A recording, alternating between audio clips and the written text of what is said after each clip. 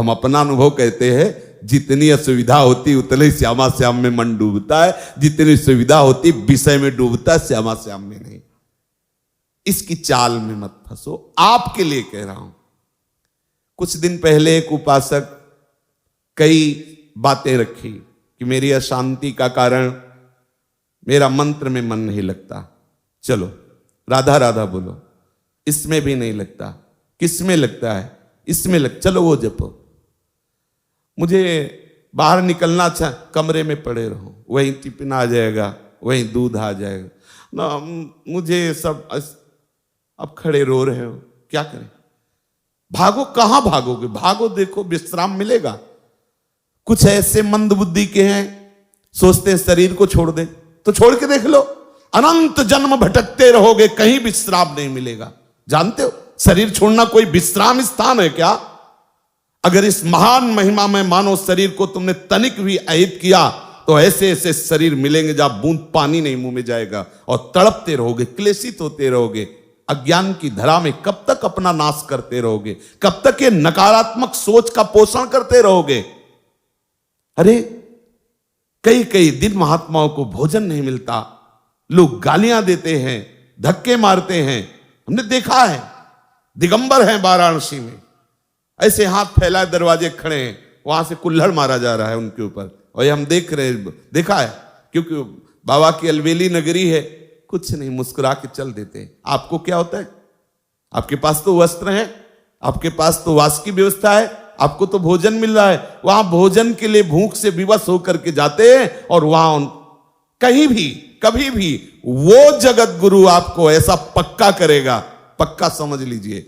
आप सोचें कि प्रतिकूलता ना आवे, ऐसा हो नहीं सकता। लिख लीजिए, यदि आप सच्चे मार्ग पर चलेंगे तो इसकी चढ़ाई ही प्रतिकूलता है।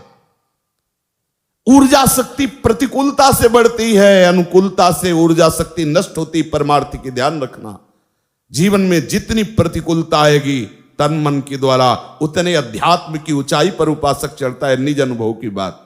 श्री सन्यासी सदगुरुदेव भगवान वाराणसी समाधि मठ आदेश किया कि बद्रीनारायण चलना है। कोई संतों का उत्सव था वाराणसी के, और अपना तो हृदय में आग लगी हुई थी कि यदि मैं वही हूं तो कैसा हूं, कौन हूं? मुझे ब्रह्मबोध होना चाहिए। नई अवस्था, बस एक ही लगन थी, मुझे ब्रह्मबोध होना चाहिए। गुरुदेव भगवान का आदेश बद्रीनाथ, मुझे पता था कि वहां व्यवहार का उत्सव है, भंडारा और सब जैसा होता है संतों का, ऐसा मन में लगा कि गुरु आज्ञा का उल्लंघन। और ये आग, जो आग थी, उसने हमें आदेश किया बनारस से बाहर नहीं जाना। क्या करें? उस समय तक समाधि मठ में रहते थे, मुमुक्ष भवन के पास है। एकदम अंदर से निश्चय आया, एक बार कूदो। बस एक दो वस्त्र लिए बाहर निकले तो जो गेट द्वारपाल थे, और उनका इस समय आप कहां जा रहे हैं? तो हमने कहा प्रश्न करने की जरूरत नहीं, सदगुरुदेव भगवान पूछे तो कह देना 80 घाट में है। चले गए, क्योंकि पास कुछ ले रहे थे, चेक करने की जरूरत नहीं। आश्रमों में ऐसा होता, और ऐसा होना भी चाहिए कि उनकी सुरक्षा में सहयोग देना चाहिए जो जहां है, क्योंकि उससे भी तो प्रश्न होते हैं। 80 घाट में जब आए तो निश्चय किया, यह हम हृदय की बात करें, आज के बाद कभी अर्थ स्पर्श नहीं करेंगे जब तक ब्रह्मबोध नहीं होगा। आज के बाद किसी के दरवाजे पर भिक्षा के लिए नहीं खड़े होंगे, और किसी को अपना मित्र नहीं बनाएंगे। वाराणसी के घाटों में रहने का निश्चय, आकाश वृत्ति से जो मिल जाएगा हमारे पास आ जाएगा, हमारे विश्वास पूर्वक, ऐसा नहीं कि दान पुण्य जैसा तो हम उसे पालेंगे, ऐसा भावना करके। संध्या काल में देखा, दंड लिए हुए गुरुदेव भगवान आए, साष्टांग दंडवत किया। उनका क्या उद्दंडता है? हमारी उद्दंडता तो है, पर हम रोने लगे क्योंकि हृदय में पीड़ा थी। हम कहा महाराज जी, आपको हृदय की बात कहता हूं, जब तक मुझे ब्रह्म बोध नहीं होता मुझे कुछ अच्छा नहीं लगता। मुझे बद्री नारायण जाना और वहां संतों की संगोष्ठी, मुझे बस एक आग लगी हुई, मुझे ब्रह्म बोध। ऐसे होता है ब्रह्म बोध, घाट में पड़े रहने से भिक्षा तो चाहिए ना, वास तो चाहिए ना। ऐसे ऐसे होता है। वो तो गुरु का मतलब माता होती है ना, अत्यंत दुलार। हम आपके सामने वचन देते हैं, किसी के घर में नहीं जाएंगे, किसी आश्रम में नहीं जाएंगे, किसी छत के नीचे नहीं, यही घाट में रहेंगे, किसी से मांगेंगे नहीं, अर्थ नहीं छुएंगे, कभी आपको कोई ये कहेगा नहीं कि आपका शिष्य ऐसा, कभी आप निश्चिंत रहिए। बोले जो मन आवे सो करिए, चले गए। और काफी दिनों के बाद जब उन्हीं घाटों पे मिले तो ऐसे दंड सहित ऐसे हृदय से लगाया, बस ऐसे मौन रहे, कुछ बोले नहीं, बस ऐसे। अब कभी इतना सेतुआ मिल जाता जैसे भिक्षुकों को बांटते हैं, कभी 1-2 पीस बर्फी मिल जाती, गंगा जल पान। कई कई दिन, अन्नपूर्णा का धाम है, पर कई कई दिन ये सब्जी रोटी दाल ये जो अपने भरपेट पाते नहीं मिला। एक दिन विवस्ता हुई, गुरुदेव को वचन दिए थे, इसलिए मांगना का तो भाव ही नहीं था आश्रम में किसी के जाने का, नहीं तो मुमुक्ष भवन में खुला संतों के लिए भंडारा है, आप जब जाओ वहां भिक्षा मिलती है। लेकिन वो जो आग थी ब्रह्मबोध प्राप्त करने की, उसने ये सब कर दिया। दरवाजे पे जाके बैठ गए, मांगना नहीं है लेकिन बैठ गए। अब वहां से जो गृहस्थी के मुखिया थे वो निकले, कैसे बाबा बैठे हो?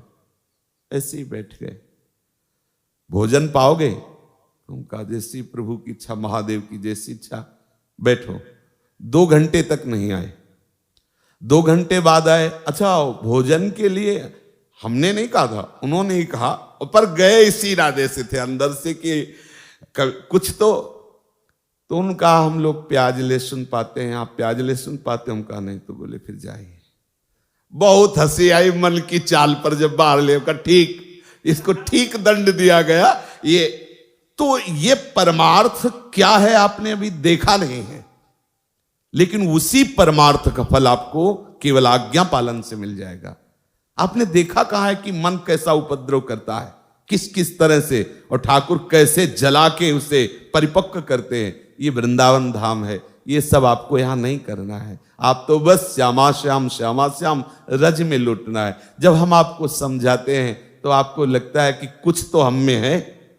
आप ये नहीं समझते कि मां बच्चे को दुलार करती तो बच्चे की योग्यता देख के करती, कि मेरा बच्चा है इसलिए दुलार करती है। इसलिए सब, चाहे गृहस्थ हो चाहे विरक्त हो, गुरु वचनों के अनुसार चलोगे तो परमार्थ की ऊंचाई पर स्थित हो जाओगे, और मन की चाल पे चलोगे तो भटकना ही है।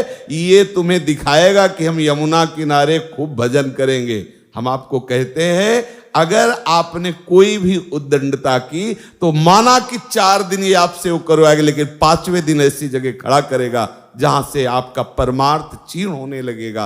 विश्वास मानिए, धैर्यपूर्वक गुरु आज्ञा के अंतर्गत चलिए तो ये मन श्यामा श्याम में अनन्य हो जाएगा, जो जन्म जन्मांतरों की साधना से नहीं मिलता, वो कृपा से तुम्हें मिल जाएगा।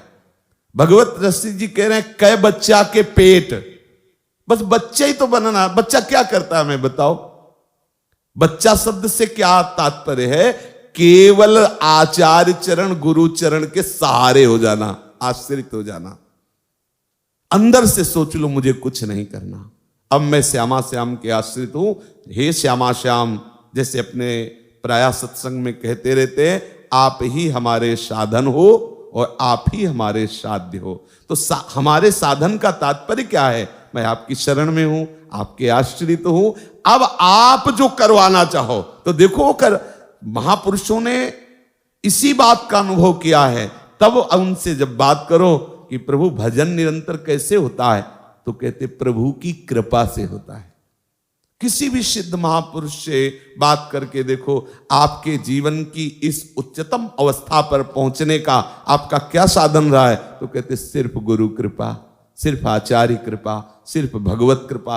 किसी भी महापुरुष से पूछ लो, क्योंकि जो वास्तविक भजन होता है वो दिखाई देता है कि मैं कर नहीं रहा, ये तो प्रभु की तरफ से हो रहा है। सच्ची मानिए, ऐसे ही चल रहे हो, अचानक वृत्ति फंसी, कोई हमारा चिंतन नहीं, और क्या कहां से कहां पहुंचा दिया कि चलने की ताकत नहीं रही। कहीं ऐसा लगा कि कहीं गिर न जाए, कोई आश्रय लेके बैठ, कोई चिंतन हमारा नहीं, कोई प्रयास हमारा नहीं, कहां पहुंचा दिया। इसलिए आश्रित हो जाओ, दृढ़ता पूर्वक आश्रय श्री श्यामा श्याम के चरणारविंद का और अनन्य चिंतन प्यारे जू के नाम का, रूप का, लीला का। बैठ जाओ, ये सब मन की जो भागा दौड़ हटाओ, विश्राम कर लो।